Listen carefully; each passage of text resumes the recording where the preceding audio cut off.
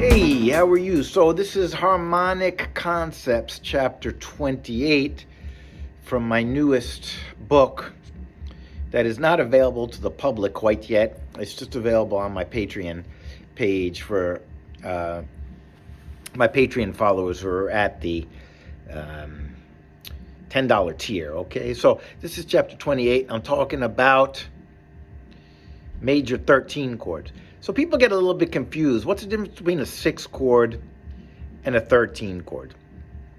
The simplest answer is that 13th chords have sevenths in them, right? So if it doesn't have a seventh in the chord, it's a 6th chord. If it has a seventh in the chord, it's a 13th chord. Some people would like to argue that it depends where that 6th is located. Like, is it in the middle of the chord or is it on the top of the chord above everything else?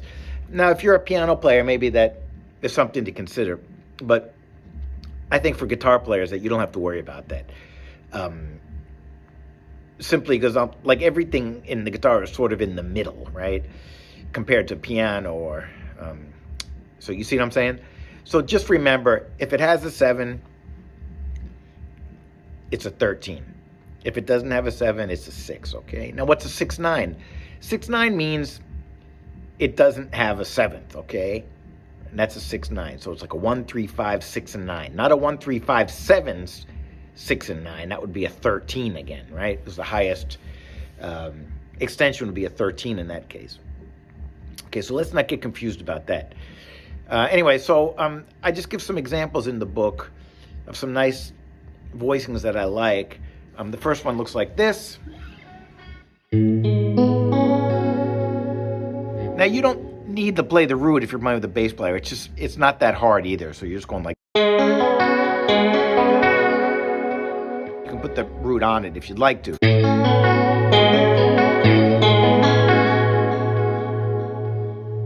I have my nice late 70s chorus pedal on here.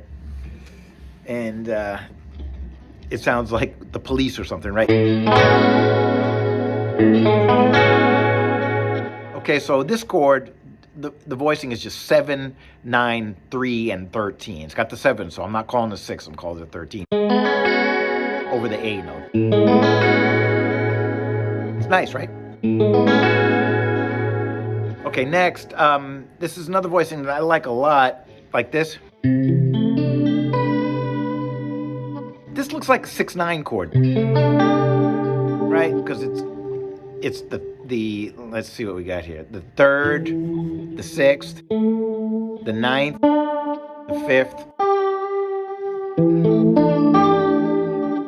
If your first finger plays the note on the first string over here, what you get is the 7th on the top. And over the root would be C, right?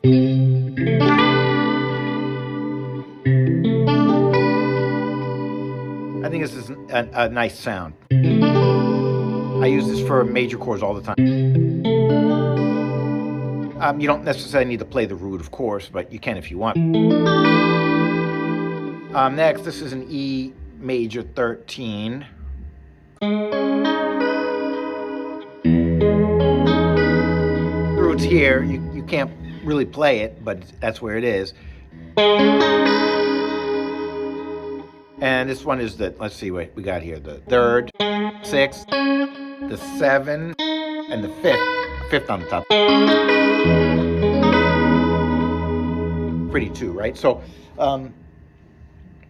let's just, I made, it's not diatonic anymore, but, I'm just kind of combining the major 13 chords. Let's check that out and try to play to it.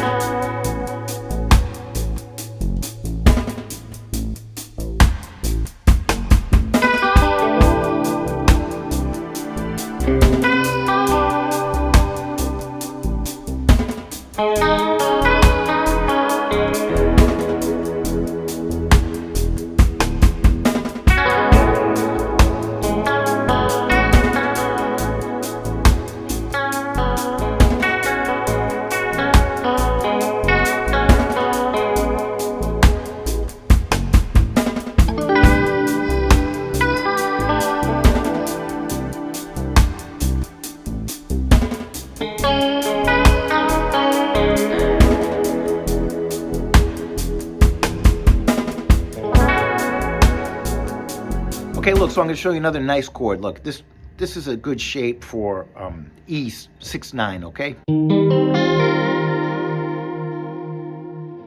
Now, it sounds nice because it's all fourths. And it says the 6 and the 9 in it, and the 3rd and the 5th. So it's about as 6/9 as it gets. If you move it up a whole step, the root's here. Don't try to play the root. It's confusing. Go like this. And in this case, you get the sharp 11, the 7, and the 7th and the 3rd. Right? And so it's easy. If you try to play the root, it gets confusing because you're going to have to play it like this.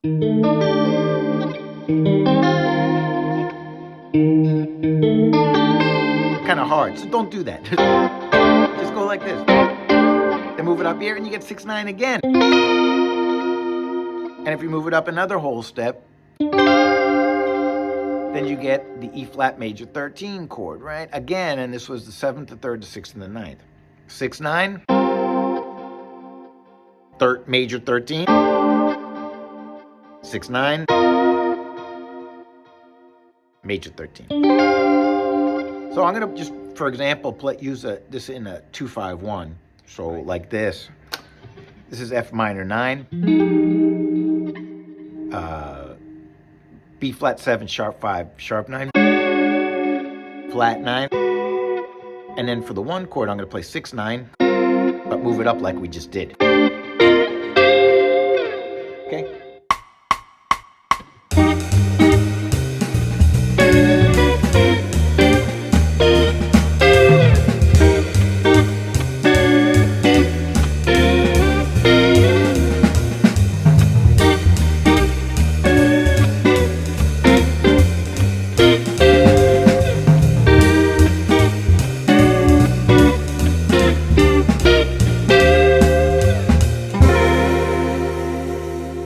Okay, good. So let's keep going here.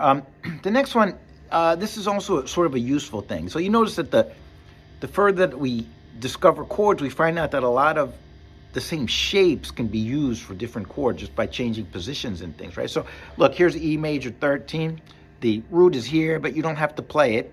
But you're going to have to locate it, so you should know where the root is. If we play it here, root's here, that's it, sus 2 chord.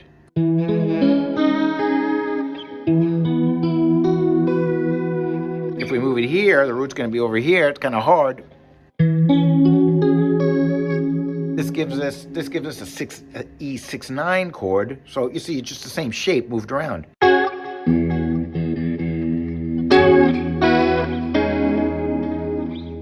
If we move it here,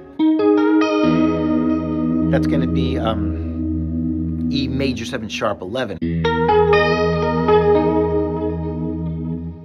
So why is this useful? Because if you have like a vamp of just one chord, and this, in this situation we're thinking sort of E Lydian, right? If you have the situation where you are just playing over one chord for a long time, you want a little bit of movement in the chord, right? You don't want to just be sticking on one chord the whole time. You want to be able to have a little fun playing chords too, right? So there's one more that it's not in the chapter, but here it is. This would be like what? This would be another kind of 6/9. It would be the 9th, the 5th, the 6th, and the 9th on the top. So I'll use this too. I'm just going to improvise, moving these chords around, just sliding them around to different positions. Okay?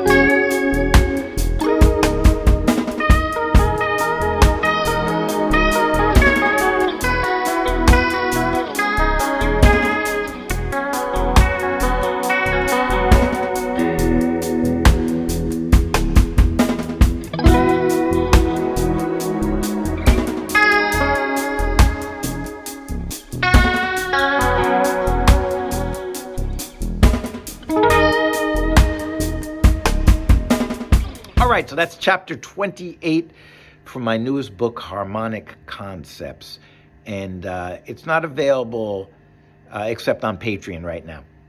So you can get it there if you want it. At one point, I'll publish it, but I want to work out any of the bugs that might pop up in it, like typos and things first, all right? So that's why it's only available on Patreon. But I'll keep updating it and revising it as time goes on. So keep that in mind when you download it, that there's going to be revisions, okay?